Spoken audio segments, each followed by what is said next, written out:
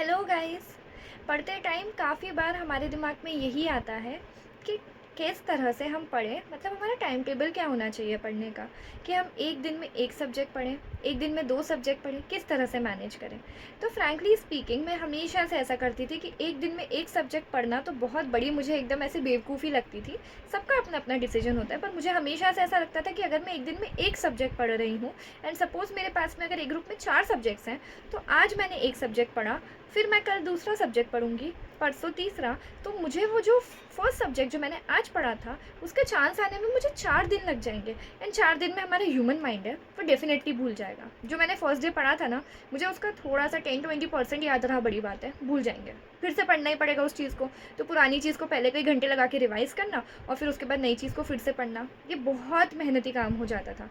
इसीलिए मैं अगर मेरे पास सपोज़ दिन में 12 घंटे हैं, तो मैं वो 12 घंटे को 3-3 घंटे में डिवाइड कर लेती थी 4 सब्जेक्ट के लिए।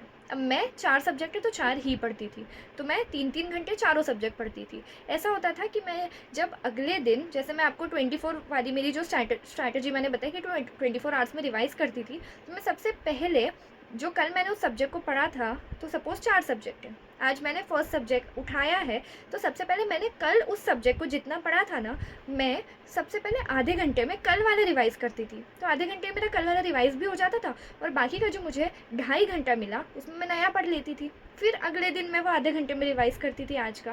तो इस तरह से मेरा रिविज़न भी होता जाता था और साथ में पढ़ाई भी होती जाती थी। और 4 सब्जेक्ट थे एक दिन में, तो 4 सब्जेक्ट जब थे तो मैं अच्छे से हर सब्जेक्ट के टॉपिक को टच करती थी। तो मुझे कभी भी वो डर वाली फीलिंग आती ज़रूर थी, बट येस, वो जो डर वाली फीलिंग जो बहुत ज़्यादा होती है ना बच्चों को, कि हम भूल रहे हैं, हमको याद नहीं रह रहा, वो इतनी ज़्यादा नहीं होती थी, क्योंकि मैं हर सब्जेक्ट को रोज़ टच करती थी। मतलब मेरा टारगेट ये होता था कि मैं भले लेट सोऊंगी या सोऊंगी नहीं, या सुबह फिर 4 बजे जल्दी उठ जाऊंगी, इस तरह से मैनेज करूंगी। अगर कहीं बाई चांस कहीं बाहर जाना हो गया तो उस हिसाब से मैं अपने आप को मैनेज करती थी कि मेरे 4 सब्जेक्ट टच हो ही रहे हैं।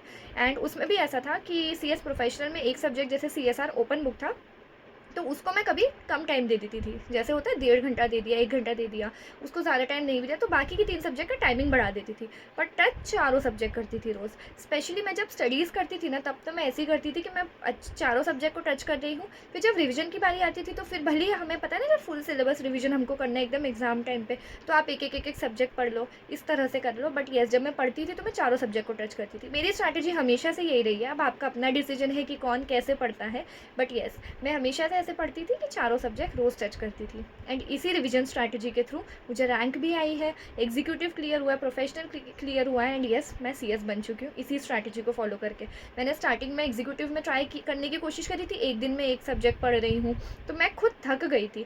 और बाकी जो सब्जेक्ट नहीं होता था ना, पढ़ते पढ़ते मेरे दिमाग में उसकी टेंशन चलती रहती थी कि अरे वो सब्जेक्ट छूट गया है, वो सब्जेक्ट में ये पढ़ना था, वो उसमें ये पढ़ना था, तो वो टेंशन और मेरे दिमाग में रहती थी। तो मैं जो पढ़ भी पाती थी ना, वो पढ़ते पढ़ते उतनी एफिशिएंसी नहीं आती थी पढ़ाई में, क्योंकि मेरे दिमाग में दूसरा सब्जेक्ट का भी रहता था, यार वो मैंने उस दिन परसों के दिन पढ़ा था, याद तो होगा ना, ठीक है अब उसको जब रिवाइज़ करूँगी तब देख लूँगी। और ऐसे तो टेंशन भी होती थी और जो सब्जेक्ट पढ़ रहे हो वो भी अच्छे से नहीं हो पाता था, और साथ में जब रिविजन करने जाते थे तो भूल ही जाते थे मोस्टली चीज़ें।